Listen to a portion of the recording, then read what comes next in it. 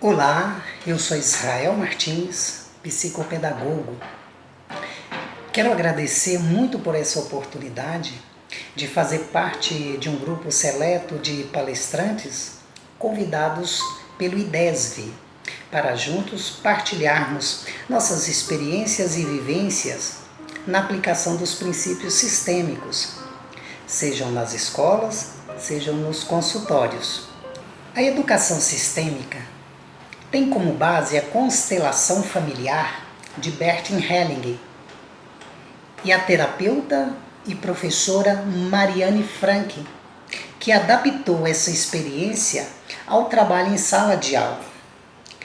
Ainda que novidade para alguns, a pedagogia sistêmica não tem o propósito de substituir nada. Pelo contrário, ela agrega e até reconhece a força de cada metodologia existente. Ela vem para uma nova postura e olhar diante da educação. Nessa perspectiva, somos convidados a pensar um ambiente escolar onde todos têm lugar. O estudante, sua família, a escola e todos os seus colaboradores indistintamente. Não existe um único modo de se fazer psicopedagogia. Cada psicopedagogo vai edificando o seu fazer a partir da corrente teórica com as quais ele mais se identifica. Então, por exemplo, você pode ter um psicólogo com formação em psicopedagogia adepto de uma característica comportamentalista, mas também pode ter um psicopedagogo com uma característica voltada para o cognitivista. Mas também tem este aqui que vos dirige a palavra, adepto de uma característica, sistêmica familiar. Portanto, são várias as práticas metodológicas que subsidiam a prática pedagógica. A preocupação dos psicopedagogos voltou-se para uma compreensão que levasse em conta a multiplicidade e a complexidade dos fatores relativos à aprendizagem, considerando aqui os aspectos psicológicos, os cognitivos, os de natureza psicolinguísticas, culturais e sociais, todos implicados nos quadros das dificuldades de aprendizagens. Aprender de forma sistêmica não é algo tão simples. Não é uma questão, não é um a priori. Digo isso porque são circunstâncias que dependem de fatores emocionais, psíquicos, biológicos. E quando estes fatores não estão em sintonia, ocorre aquilo que denominamos de quê? Dificuldades de aprendizagens. O alinhamento da psicopedagogia com os princípios da educação sistêmica não é um mero capricho e tampouco uma atividade recreativa para entreter crianças problemas, enquanto a professora ensina os ditos estudantes normais. Então, é um trabalho que, em razão de estar alinhado aos princípios da educação sistêmica, busca na família a origem das dificuldades, os bloqueios, os padrões comportamentais que trazem sofrimento ao longo da vida pelas pessoas, mas também destina-se aquelas pessoas que, de alguma forma ou de outra, desejam trabalhar suas relações familiares, separações, desequilíbrios emocionais, comportamentos destrutivos, envolvimentos com drogas e outras tantas situações que trazem prejuízos para a aprendizagem. E no caso da psicopedagogia clínica e institucional, as dificuldades e os transtornos de aprendizagem. E também as questões relacionadas à pedagogia da escola. Quando a escola percebe que as coisas ali, que algo não está indo muito bem, ela recorre a esse profissional, né, que está pronto para dar um suporte, né, teórico e fazer em conjunto com esses funcionários, com os professores, diretores, né, os ajustes que se fazem necessários. Nos sistemas familiares, questões vivenciadas por gerações anteriores, como por exemplo, injustiças cometidas, mortes precoces, suicídios, podem, prestem bem atenção, inconscientemente afetar a vida de seus familiares com enfermidades inexplicáveis, depressões, a ocorrência de novos suicídios, relações de conflito e, no caso das crianças, né, dificuldades ou distúrbios de aprendizagens, como nós os entendemos. Agora também precisamos pensar, o professor, como também faz parte do sistema, ele não está imune desses acontecimentos e pode passar pelas mesmas dificuldades e experiências aqui apresentadas. Por que algumas crianças têm tantos problemas de aprendizagens? Isso pode ter muitos significados. Pensa comigo. Qual é a nossa reação quando nos deparamos com problemas de comportamento, a agressividade, a timidez de né, os problemas de aprendizagem e a queda de rendimento, né, de rendimento escolar? À primeira vista, nós entendemos essas situações isoladamente, como sendo um problema da criança. Ela é assim, ela é preguiçosa, já fiz de tudo e os pais também não fazem nada, não faz por onde, então a criança é assim. É importante pensar que essa criança estudante é uma face desse sujeito que, além de estar na escola, carrega traços da sua família, os comportamentos da sua comunidade, traços da sua comunidade, da sua cultura religiosa e assim por diante. Na escola, portanto, essa criança traz as marcas de outros contextos que, embora estejam extramuros, se fazem presente dentro da nossa escola. Então nós não podemos descartar que essas crianças ditas problemáticas, né, nós precisamos ter um olhar para além do pedagógico. Então, são várias as situações, né? Então já parou para pensar no que essa criança traz, né? Carrega na sua mochila, de casa para a escola e da escola para casa? E quais as condições que ela dispõe para a aprendizagem? Então nós precisamos nos ater, que também nos ambientes familiares. Então nós temos algumas situações, ambientes em que os pais estimulam, né?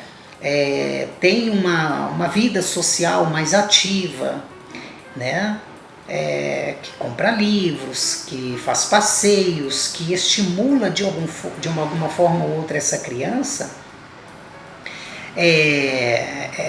E por outro lado, crianças em que os pais, né, por alguma razão ou outra, são analfabetos, não têm estímulos em casa, né? Então você pode ter uma diferença, né, em termos de aprendizagem, e isso em se comparando uma que é estimulada e a outra que não é estimulada. Isso invariavelmente reflete no comportamento e também na aprendizagem da criança. Então, nesse sentido, para pensar uma intervenção no terreno dos problemas da aprendizagem, torna-se ao psicopedagogo ampliar sua visão de mundo, sua visão de educação, das dificuldades de aprendizagem e especialmente, gente, sua visão de família. Mas alguém pergunta: Israel, o que fazer nessas circunstâncias?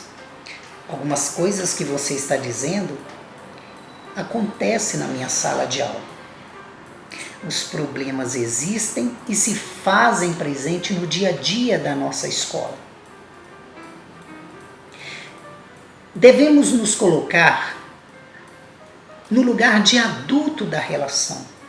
E quando digo adulto, é no sentido da compreensão, de não julgar o outro e tampouco mover-se pelo espírito de piedade, levando para casa os problemas da escola, acreditando está exercitando o grau mais elevado de empatia. Você consegue mensurar os problemas que ocorrem na escola? A pessoa que tem empatia deixa as circunstâncias como são e respeita o destino do outro. E a gente sabe que professor tem uma capacidade enorme de sensibilidade e não suporta ver o sofrimento de seus estudantes ou das condições de trabalhos pelas quais está submetido. Cuidado, gente, pois há uma diferença enorme entre empatia e pena. As crianças são fiéis aos pais que têm e podem suportar o peso que nós adultos não damos conta de carregar. Isso, na visão sistêmica, tem um nome, significa estar fora da ordem. E suas consequências são fortíssimas. Nós somos os professores e devemos permanecer firmes no lugar de professor e respeitar o destino dos seus estudantes. Então, por exemplo, você tem uma criança que os pais são separados ou que vive sob constantes agressões. A perda de um irmãozinho, uma criança que é colocada, por exemplo, como objeto de disputa judicial, sem falar naquelas que sofrem ou já sofreram algum tipo de abuso dentro e fora de casa. Mas para além das questões familiares, temos as questões estruturais, visto que a escola atual tem muita dificuldade de corresponder às demandas da sociedade.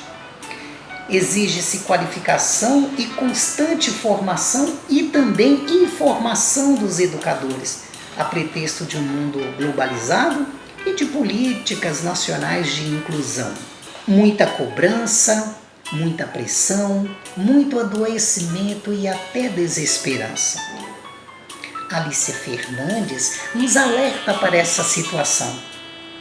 Uma sociedade enferma e causadora de enfermidades, que, segundo ela, provoca oligotimia social e grande parte dos transtornos de aprendizagens. Isso nos faz considerar que, no social, especialmente em nossas escolas, a reprodução do fracasso escolar torna-se cada vez mais responsável pela exclusão de muitas crianças e também dos jovens. Dito isso, o espaço escolar, que deveria ser de transcendência, contribui para o aprisionamento da inteligência e, portanto, a exclusão. Ou seja, as dificuldades de aprendizagem transitam em 3 dimensões ou ordens, quais sejam a sociológica, a psicológica e também a pedagógica. Portanto, são várias as hipóteses e circunstâncias que apontam para uma dificuldade ou transtornos de aprendizagem. E que por isso mesmo precisamos ficar atentos para tais ocorrências. A intervenção psicopedagógica, como dito anteriormente, não segue um único padrão, visto que são vários os modos de se fazer psicopedagogia. No tocante ao pedagógico, como identificar alguma situação? Um exemplo, as provas projetivas, que nós utilizamos tanto, são recursos valiosíssimos numa sessão diagnóstica. Quando se pede a uma criança que faça o desenho de sua família e ela sim o faz, é possível identificarmos o lugar dessa criança nessa família, para onde ela está olhando. Através das provas projetivas, pretende-se que haja a manifestação do inconsciente, sem medos ou repressões. É nesse momento que aparecem através dos estímulos manifestações inconscientes com marcas deixadas pelas vivências dos sujeitos. Cabe aqui uma advertência. Ao aplicar as provas projetivas, o terapeuta deve ter a clareza do que elas expressam, de que elas expressam uma realidade subjetiva, relacionada à vivência particular do indivíduo, né? Não se trata da realidade como ela é, mas sim da realidade que o sujeito vê. As provas projetivas devem ser adaptadas ao tipo de investigação que se pretende realizar e à especificidade do indivíduo. Portanto, né, não é desenhar por desenhar, não é, ocupar ou entreter essa criança com uma folha e com desenhos qualquer. Isso tem um significado, tem um sentido específico e especial. A coisa mais bonita que podemos fazer é levar para a escola tudo de bom e bonito que Bert Helling nos proporcionou para vivermos uma vida com mais leveza, sem culpa e sem julgamentos. Ele identificou 3 leis que atuam nas relações familiares. E estas leis podem se estender a outros vínculos humanos, comunidades, empresas, instituições e equipe de trabalho. Essas leis são hierarquia, o pertencimento e o equilíbrio. Me permitam, eu vou falar sucintamente sobre uma, o pertencimento. Todos têm o direito de pertencer, seja na família ou no ambiente de trabalho. Quando excluímos alguém, as pessoas que vierem depois denunciarão esta falta, mesmo que a um alto preço. É o que ocorre então com boa parte das nossas crianças que já nascem em contextos de exclusão. Nascimento indesejado, os pais que vivem diminuindo os filhos em relação às suas próprias expectativas de vida, separações, enfim, essas crianças podem estar produzindo em si uma camada grossa de pele para ocultar a verdadeira realidade. E com isso, dirigindo seus olhares para outros lugares, que é o da não aprendizagem. Então é deste lugar que devemos olhar, que estas crianças têm os pais verdadeiros e junto com elas temos que fazer um esforço para incluir esses pais no sistema familiar e também no sistema escolar. No tocante à experiência prática, eu vou contar para vocês aqui alguns casos, né, atendido em consultório. Uma criança colocada no meio de uma disputa judicial por questão de pensão alimentícia. A mãe, sempre que pode, diminui esse pai na frente do filho. O filho deseja a todo custo passar o final de semana com o pai, que não corresponde às suas ligações. A consequência, um atraso na leitura e escrita, além das constantes brigas relatadas pela professora deste aluno. Mas cabe aqui também uma ressalva.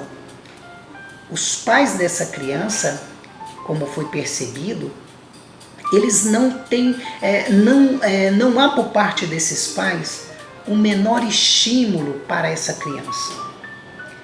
São pais que não têm o ensino médio completo, a mãe e o pai, né? E não por isso, mas também não há por parte deles nenhum estímulo, né? A forma deles se comunicarem é bem simples e precária, e o filho repete tudo aquilo que aprende dentro de casa em termos de vocabulário. Então, isso também, né, precisa ser levado em consideração.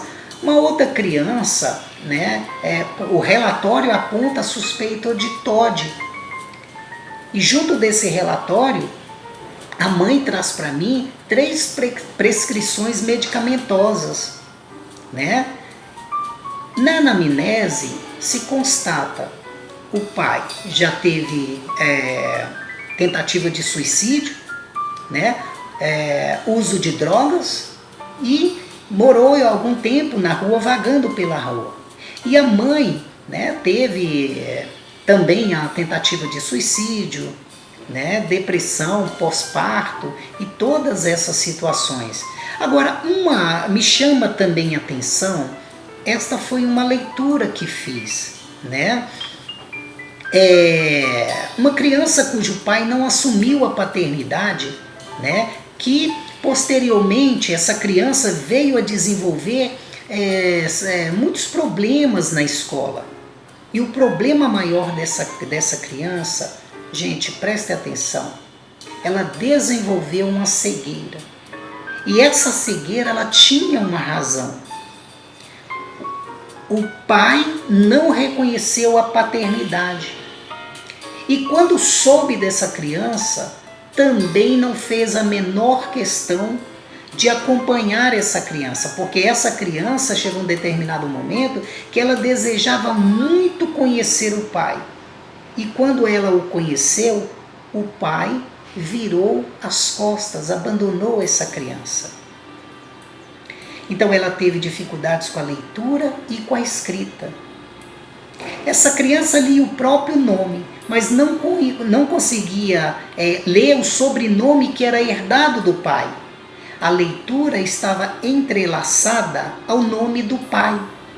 Ela se recusava a ler devido àquele que a nomeava. A criança ficou cega. Ficou cega. Isso nos conta o psicólogo, né, que acompanhou essa criança e autor deste livro. Quando eu vejo o caso da criança que foi abandonada pelo pai e que ficou cega, e também a outra que é desafiadora, quais as condições psicológicas para essas crianças aprenderem? Mas e o professor que tem 32 alunos dentro de uma sala de aula e que também guarda seus segredos familiares? Como dar atenção para essas crianças? Para cuidar do outro, é muito importante eu me incluir num processo de cura. Assim como essas crianças, nós adultos também tivemos a nossa infância. Nós tivemos os nossos caminhos, nossos percalços também. Então é importante eu fazer as pazes com a minha história de vida. Não arrastar para os dias de hoje os caminhos, né, de pedra pelos quais percorri. Sim, tudo teve seu tempo e eu preciso fazer as pazes com essa história. Somente assim eu poderei seguir firme no lugar de pai, no lugar de mãe e também no lugar de professor. É por isso que eu olho todos vocês, professores. Quanta dedicação vocês colocam para cuidar dos nossos filhos. Nesse contexto, eu digo sim aos professores e digo muito obrigado. Eu vejo todos vocês, eu reconheço vocês. Vocês pertencem. Por que será que temos tantas crianças hiperativas? Crianças hiperativas estão sempre procurando por algo importantíssimo.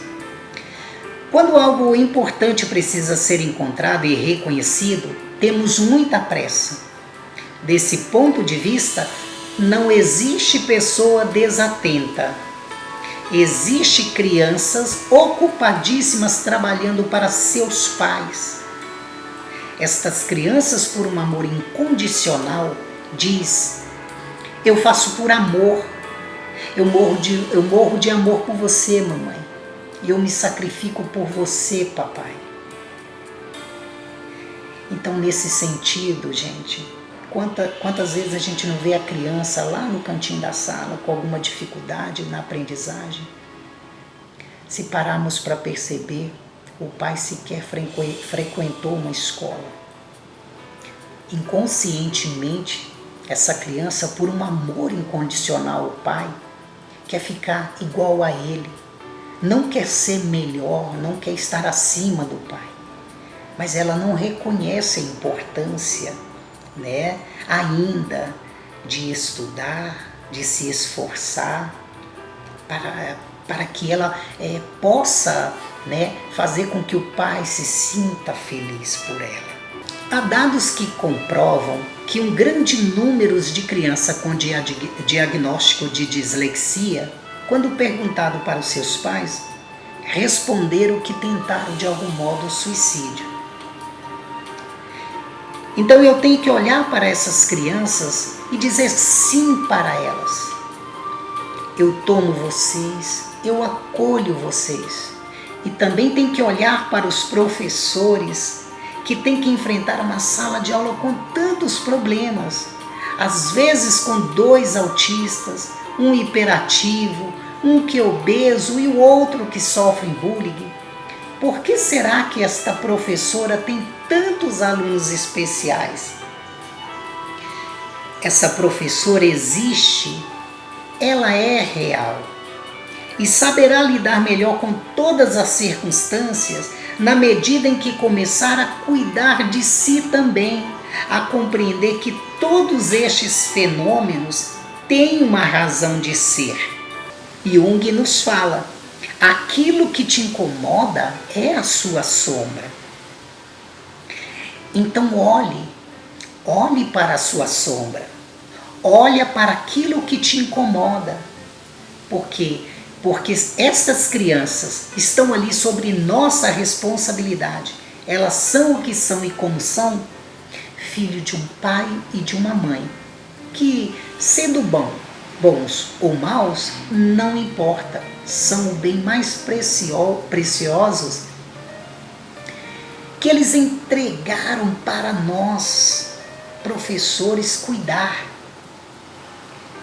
Que pai confiaria alguém, o filho, a alguém que não fosse da sua confiança?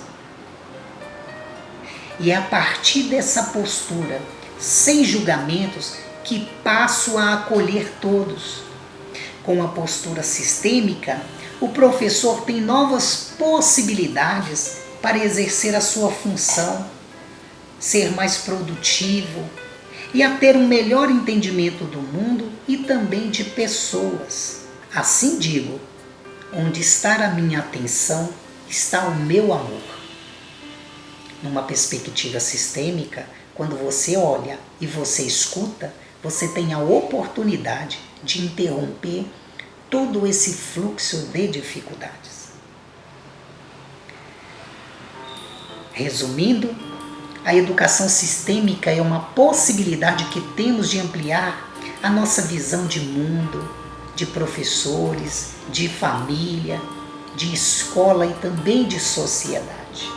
Os problemas de aprendizagem nos convidam a refletir para além dos domínios pedagógicos, quais sejam o emocional, o social, o psicológico e também para a cultura pedagógica de determinadas escolas, que, como dissemos, precisam de apoio para se desviarem da curva dos adoecimentos e da curva da exclusão. Portanto, para não ser mais prolixo, esse é meu recado, porque o tempo é curtinho. Espero que tenham gostado e aproveito o convite, e faço um convite para todos vocês para conhecer de perto o trabalho brilhante do IDESV sobre as questões educacionais. Mas o mais importante aqui, que quando falamos de educação sistêmica, a educação sistêmica não aponta só para a família, é um sistema.